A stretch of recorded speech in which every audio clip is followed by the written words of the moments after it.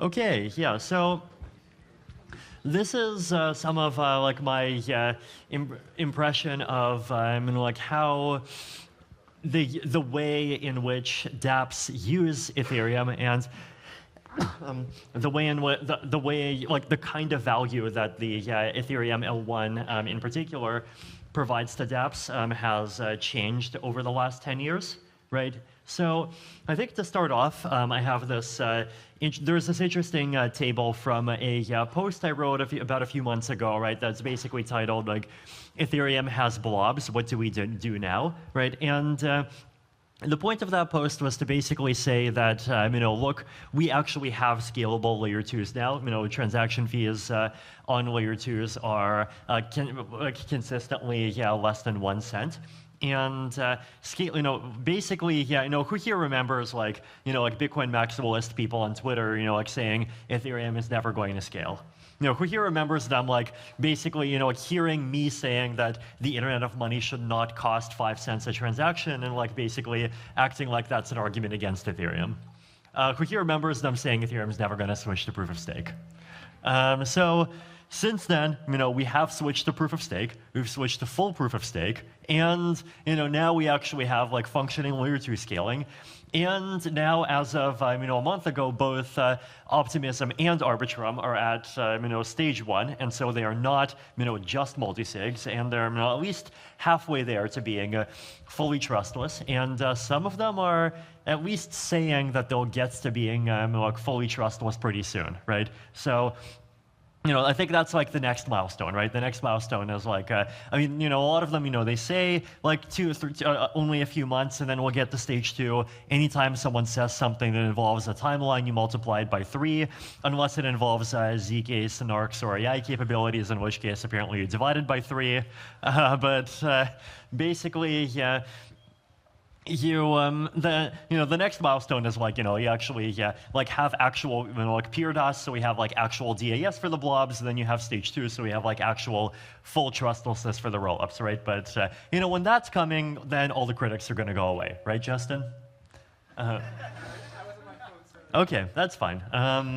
Hopefully your phone is an ETH phone. We have to actually use our stuff, but the point is, right, that like the way that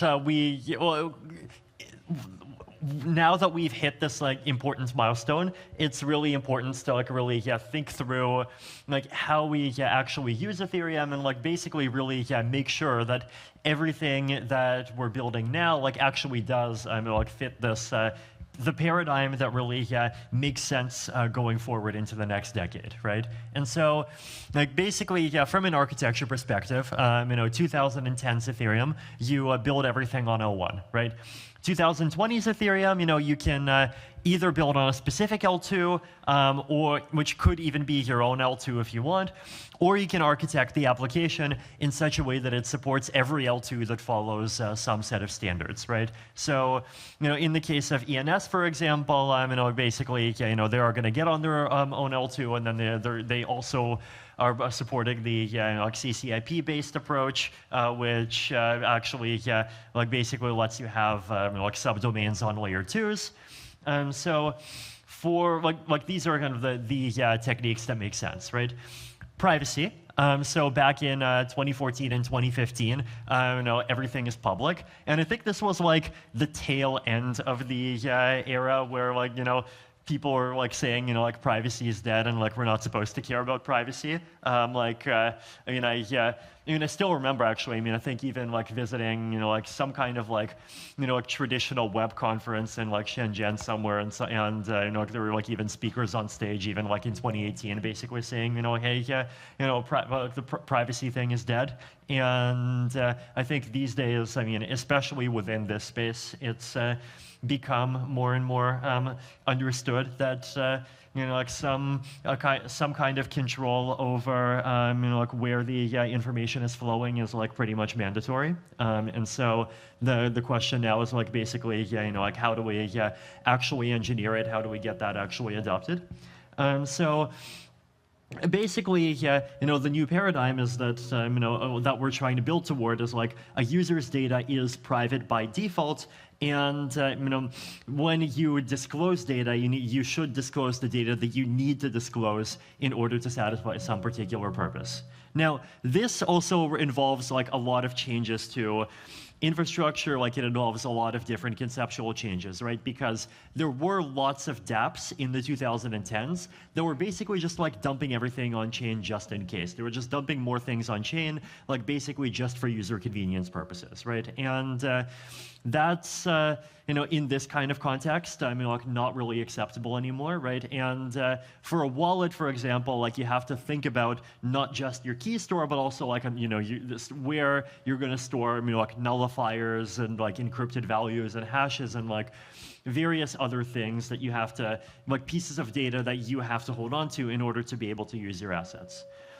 Sybil resistance, so in the 2010s, you must have 0.01 ETH. And then these days, there's like more of a zoo of different approaches. So you can require an ETH deposit.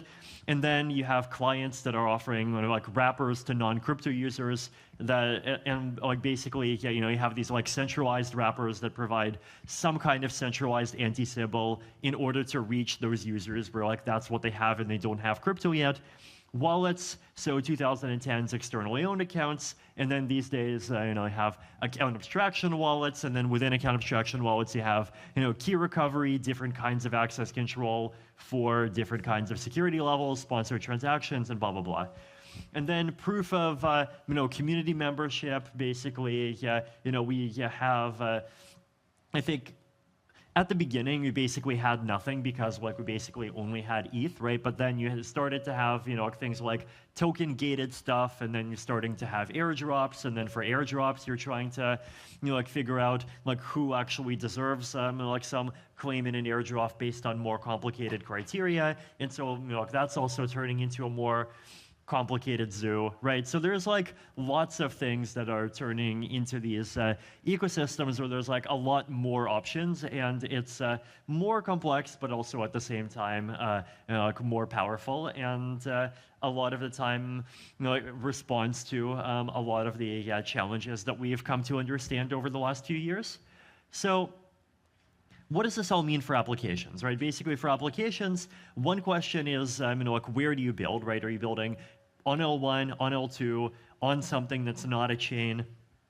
How do you interoperate with other applications? How do you interoperate with infrastructure? Like, what does composability mean? And like, I think there's like this mentality often that like composability means synchronous composability, but I think like over 80% of the time, like what you can, the thing that you want out of composability can be satisfied perfectly asynchronously.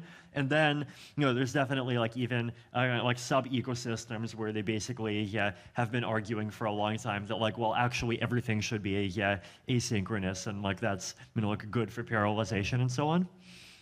So we can look at a specific example, right? I generally think like at some point you have to like stop talking about generalities, and like at some point you have to like talk about specific things just to make sure you're actually like talking about something that makes sense for anyone at all. So, specific example, right? Let's do Twitter on Ethereum. 2015, there was this thing called EtherTweet. It was one of the very first applications. I mean, I think it came like actually, like very soon after some of the like really fun stuff that happened like very early on. Like who here remembers in 2015 Ethereum, you had these contracts that were like, like provably fair Ponzi's, where like basically, you put like one ETH in, and then you join a list, and then whenever, like the 2nth person joins, the nth like with 1 ETH, the nth person gets like 1.9 ETH out. Like, remember this stuff like back in 2015? This was like a little bit after that, we started getting Twitter on Ethereum, right? And I think this makes a lot of sense, right? Because there's, I think it makes even actually more sense now than it did then, right? Because then, we were still in this era where decentralization was this like very theoretical thing, and there were, but now, if you want to ask the question, like, what's the point of a Twitter being decentralized and not being controlled by a single actor, company, a nation state, whatever, there's like the answer is it's just, like abstract ideology. There's like very specific examples over the last couple of years that you can point to, right? But so EtherTweet was, basically, it was like basically a demo. And then here you have, Firefly, also, like built by Mask. And Firefly is like this really amazing client that's simultaneously a client of Farcaster and Lens and Twitter itself. And so, you can do things like multi-post. So, whenever you see me tweet out a blog post and then it gets tweeted on Twitter and Farcaster and Lens at the same time, this is what I use. And at the same time, it's like actually a good client, right? And like the UX, actually looks really nice and it looks Web 2 competitive, right? So let's talk about some under the hood technical differences between these two things, right? So where does user account stuff go? On EtherTweet, it's just Ethereum L1. On Firefly, Optimism. Where do tweets go? On EtherTweet, Ethereum L1. On Firefly, they have this structure called a CRDT, which is not technically a blockchain. It does replication, but it does not have any guarantees on order, and they've designed their application so that it doesn't need any kind of consensus on order. And then there's also an anti-denial of service piece, basically, the thing that I called proof of stake hashcash on ETH Research on some occasions, and that's part of the user account stuff. Farcaster frames, so EtherTweet did not have this, and in Firefly, it's on servers. So how do non-crypto users get served, right? So EtherTweet, there isn't really any way to do it at all. If you want to if you're a non-crypto user and you want to start using EtherTweet, you'd have to both start using EtherTweet and you'd also have to start using an Ethereum wallet, right? And so the initial bump in of UX costs to even get into an application was just higher because you had to get into these two separate things. And Warpcast kind of acts as a wrapper, right? So basically, with Warpcast, it basically sets up your own account, and so it also basically at the same time kind of implicitly does this kind of higher convenience, lower security key thing. And then for the account recovery, by default it's Warpcast, or you can set it to your own Ethereum address, and Warpcast has an option for how to do that, and that's what I did. And so I got my 4 out of 6 Gnosis safe, and I can call it a Gnosis safe because I created it before they rebranded, and I think I haven't upgraded yet. But the 4 out of 6 Gnosis safe that actually, serves that is the thing that actually does the recovery. And honestly, I trust that more than Web 2 recovery, right? With Web 2 recovery, it's okay, I have my account, and then with my account, it's my Gmail accounts, right? Basically, at some points, I actually did not even do anything wrong. I did not even forget my password. But at some point, they just said, okay, password's not good enough. We need to confirm your phone number. Then they asked to confirm some phone number from 5 years ago that I just don't even have control over anymore. And then, they don't have any kind of other way to get your account back, and so I'm screwed, right? So, this is part of the reason why, I show social recovery everywhere, right? Because, I actually think it's better than, not just the decentralized stuff, but the centralized stuff. So, these are the differences, right? So, basically, a big part of it is, Firefly just does more stuff in order to fill a larger set of users' needs in order to, actually be competitive with, and, often super competitive with, existing Web 2 applications. And there's just more infrastructure that needs to exist in order to make that possible. So how apps handle user accounts, this is one of those big changes, right? So 2015, kind of bring your own Web3 wallet only. 2021, I think I definitely saw some applications that were basically saying oh, we're going to be mainstream applications, and then we're going to do sign in with social. And this made me completely die in my heart, because no, the point isn't to build Web3 on social. The point is for Web3 to replace the social. But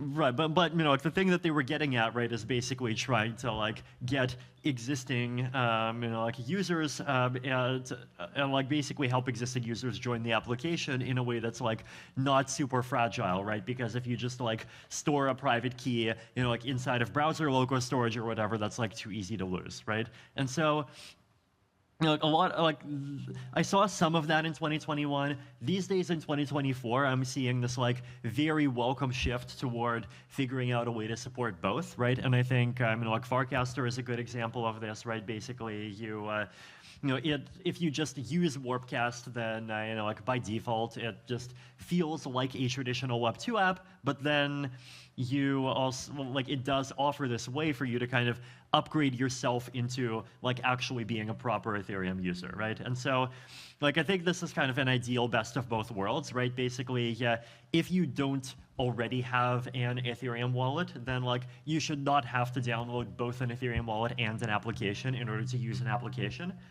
But then at the same time, you know, like applications, you know, like should be designed in such a way that if you are already an Ethereum user, you should be able to, you know, like use the Ethereum application the Ethereum way and like actually just benefit from the Ethereum wallet just being your root of trust, right? You should not need to have like these, you know, like 11 different roots of trust, right? And like, and ideally, you know, like have some way to pretty seamlessly switch from one to the other. So right now, this is kind of happening at the application level, and I'm hoping in a few years, once we have better account abstraction, this will even start happening like even more at the smart contract wallet level.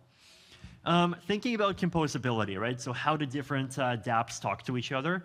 I think one of the big trends is basically that back in 2015, everything was on chain, everything would talk to everything else by making synchronous calls. In 2024, we see much more use of asynchronous, off-chain, lazy evaluated, you know, like various hybrid methods. Airdrops are a good example of this, right? So the way airdrops used to be done is like if you do an airdrop, then like, you know, you just like basically have a bot and your bot just like sends 100,000 transactions and you as the airdropper pay a huge pile of gas. And then since then, you know, the dominant paradigm basically switched to being like something like, you know, like you have a Merkle branch and like you just put the root on chain and then for someone to claim, they have to claim by providing a branch and then they pay the cost of the claim themselves.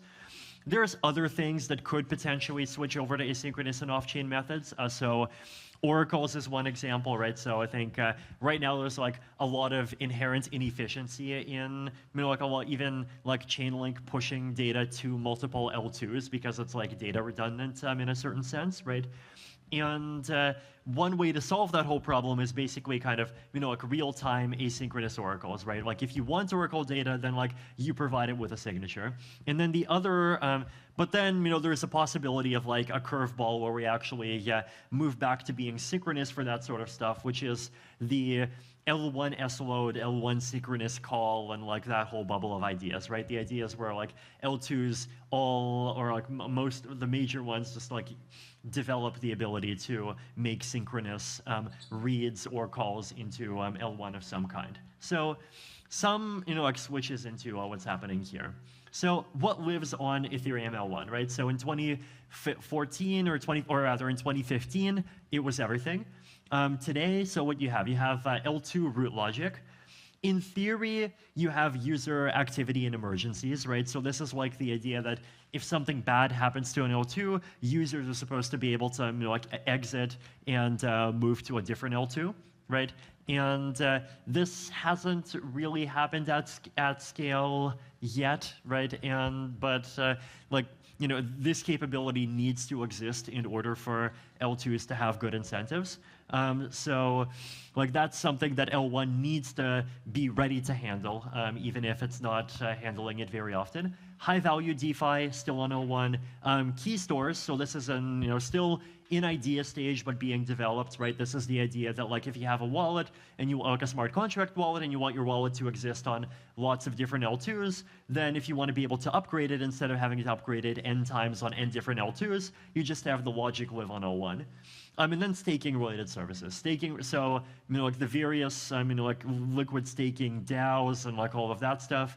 Basically, it has to live on L1 because it ultimately has to directly interact with the deposit and withdrawal system.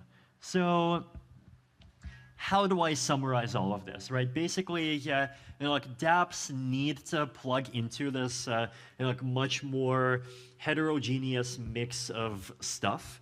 And that stuff is sometimes layer 1, sometimes it's one layer 2, sometimes it's like any layer 2, sometimes you have other systems, sometimes you have things like CRDTs, then sometimes you have things that are not even like blockchain-y or data-y things at all. So like all of the different like Oracle types. So modern standards for user experience. The desire to like actually build things that can serve like regular users in practice and not just early stage Ethereum geeks leads to demanding more of applications. And that's where a lot of these other components are starting to come in. L1 is still playing an important role, right? Like L1 still continues to have a lot of functions. And so basically, we're moving from like the Ethereum verse as infrastructure being just the Ethereum chain to it being this kind of combination of a bunch of various stuff, right? And I think one thing that's really valuable to remember is like this has always been the vision, right? So who here remembers like this chart back from the early days and like Gavin Wood presenting the Web3 vision? Okay, so some people, right? But like basically, the early vision, this is like how Gavin would present about Ethereum back in 2014 and 2015, is like you have this concept of Web3, right? And like the idea of branding it as Web3 is basically to say we're not thinking about Ethereum as being Bitcoin, but it can do smart contracts. We're thinking about Ethereum as open source software, but it has a shared memory, right? And like these are two different frames, and like that second frame is like one that's like actually also super valuable to think about, right? And one that lends itself much more to non-financial applications. Like basically the vision there was that you'd actually have like this set of sister protocols, right? So you'd have Ethereum, which does the shared memory.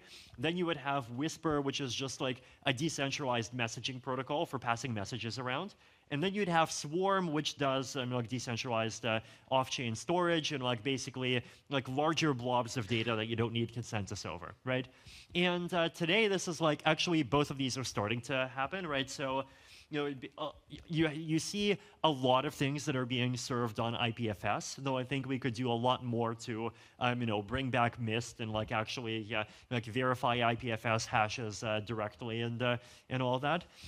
Whisper, so rebranded to Waku, still being developed. It's still actually actively being used. So Status actively uses it. The live Railway client actively uses it. So like that's how your withdrawal messages make their way to the wrapper providers.